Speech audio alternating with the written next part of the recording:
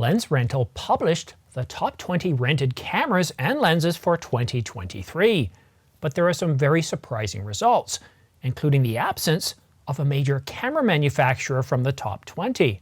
Stick around after this short message to find out how well Canon and Nikon did, and which one failed to show up in the top 20. But first, subscribe to this channel for a chance to win a Canon EOS R5. I'll be giving one away to one lucky subscriber once this channel reaches 100,000 subscribers. Anyone above the age of 18 with a valid mailing address is eligible. Additional terms and conditions are linked in the description down below. I've been covering Yodobashi top 10 camera sales out of Japan for a good several years now.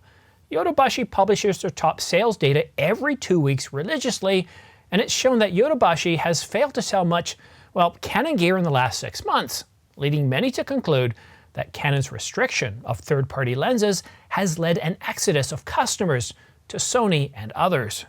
But the Japanese market is very different from the United States, Europe, Canada, and New Zealand. How different? Well, first of all, let's talk about sales versus rentals. Lens rental deals with rentals and not sales, and of course we have different regional preferences. But the real striking observation from this published 2023 top 20 camera and lens sales or rentals, well, it's the absence of a particular camera company. Not a single Nikon lens or camera body was in high enough demand to place it in the top 20. Nor do we find any Panasonic, Fujifilm, or OM Systems cameras. And unlike Yodobashi sales, lens rentals, and yes, we're dealing with rentals and not sales here, shows that Canon completely dominates the top 3, the top 5, the top 10 with 7 products, and the top 20 with 11 products. And right there, sitting up on top, can you believe this? After 3.5 years, we have the Canon EOS R5 reigning supreme as the most demanded camera body in 2023. And again, this is despite being 3.5 years old.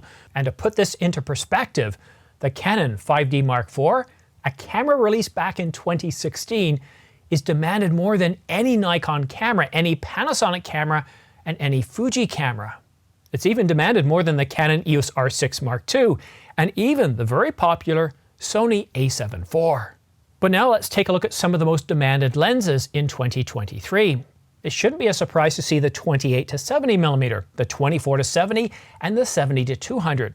These are lenses that are in high demand for weddings and events. But now let's turn our attention to Sony.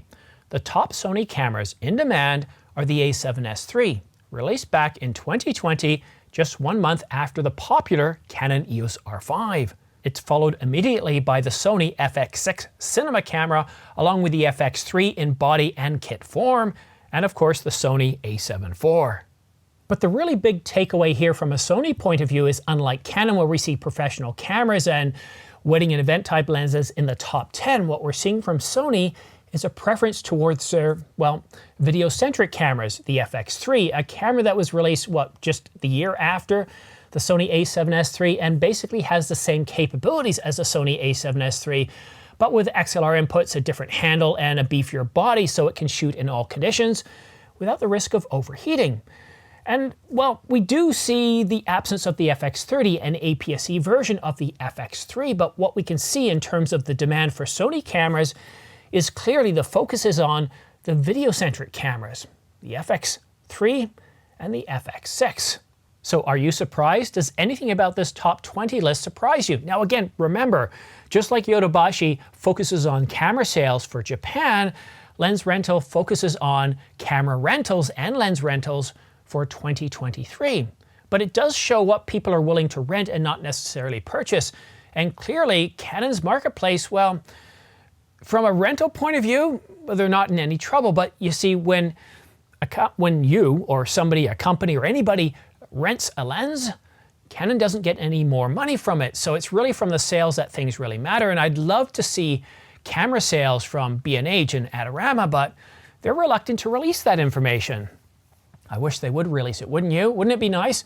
I love getting the Yodobashi top 10 camera sales every 2 weeks, but it does show a particular marketplace. And while the sample size is rather large, again, there's regional preferences and cultural preferences as well. Whereas in North America and Europe and Africa and other parts of the world, we see slightly different trends to different types of cameras. In North America, Canon does seem to, well, at least on the rental side of things, dominate.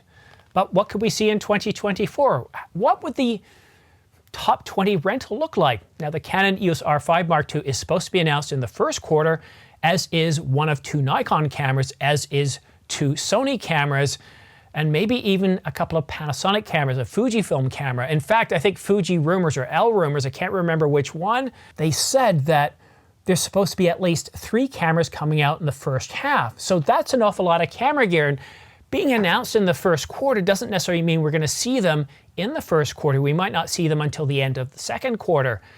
But the top rented lenses and camera bodies for 2024, I think it could be very different. I think it could be quite interesting. So we have a lot of the old from the past, and I still see people renting the Canon EOS R5. After all, the 5D Mark IV, that came out in 2016, and it's still being demanded, it's still being rented, and it's still for sale. So I don't see a lot of this old gear going away, but what really does surprise me is that we don't see any Nikon gear in the top 20. No Nikon Z9s, and the Nikon Z8 came out back in May of 2023, but I was thinking of the date it was announced, around the 11th, and they started shipping on the 25th, and a lot have shipped. So I'm really curious to see. And again, rentals doesn't necessarily beget sales. You buy these cameras a couple of times, you rent them out a bunch of times. That doesn't necessarily correlate to sales, and it's really sales that matters most to camera companies because that's what pads their bottom line. Interesting. And anyhow, if you are looking at purchasing any of the gear that we found in the top 10 instead of renting it, then please consider using my affiliate links for Adorama, B&H, and Amazon.com. I get a small commission back from any purchase you make, anywhere from 2 to 12%, and it really does help support this channel. It's allowed me to purchase camera gear such as the Canon EOS R5, the 100 to 500 millimeter, the 200 to 800 millimeter, the 100 millimeter, and the list goes on. This channel wouldn't be where it is today if it wouldn't be for your support, for your comments, for your subscribes, for sharing out, and I really do greatly appreciate it. So if you are looking at purchasing from those sources, you can use these links here or the links in the description down below. But I also understand the importance of supporting your local camera store.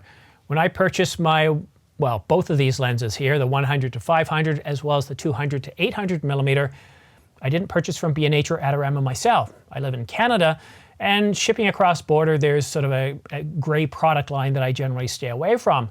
And instead I bought from a local camera store. And both of those lenses I bought from Patrick at Downtown Camera. So wherever you are in the world, if you're not going to be purchasing for Adorama, B&H, and Amazon.com, please consider supporting your local camera store. But also, don't forget to subscribe and also follow me on X, because all those news stories that aren't quite big enough to have their own separate video, such as camera sales sometimes or pricing discounts, we're seeing huge discounts right now. If you're looking for a Panasonic, the S1H, anywhere from $400 to $1,100 off, depending on what kit you get. We're seeing sales, big sales on Sony gear, Canon gear, Nikon gear, and the R5, which is the #1 rented camera, well, $900 off for the Mark I and $900 off for the R5. I was going to say Mark C, the R5C, but that's it for now.